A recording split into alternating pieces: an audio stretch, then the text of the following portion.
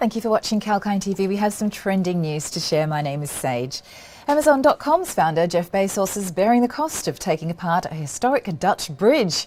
So his $485 million super yacht can pass, it was revealed this week.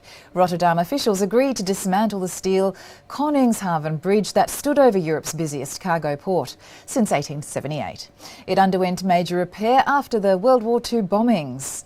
In negotiations last week, Bezos agreed to partly foot the bill for dismantling the historic bridge so his new 412-foot yacht, one of the world's biggest private vessels, can pass. The Koningshaven Bridge has been one of the popular local tourist destinations. It has a height of a 13-storey building, but the vessel's three 229-foot masts are too tall for a safe pass. Locals affectionately call the bridge De Hef. And currently it must be temporarily taken apart each time Bezos' vessel is taken out to the open sea.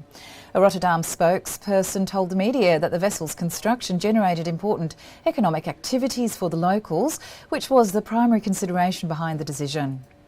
Let's look at Bezos' Y721 yacht's construction. Currently, the yacht is being built at the Ocean Co shipyard near Rotterdam. The construction is near completion, but it is too tall and big to sail under the bridge.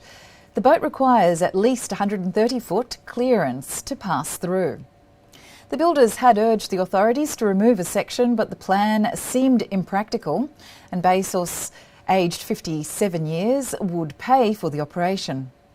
In 2017, the local council had promised not to dismantle it again after a major repair on the structure.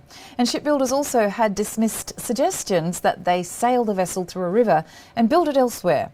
Bezos' wealth grew by $5 billion last year to reach $195 billion, making him the world's wealthiest individual after Tesla's CEO, Elon Musk. Thank you for joining us in that report, and please keep watching Kalkine TV for more of the live expert talks and market trends. This is Sage signing off.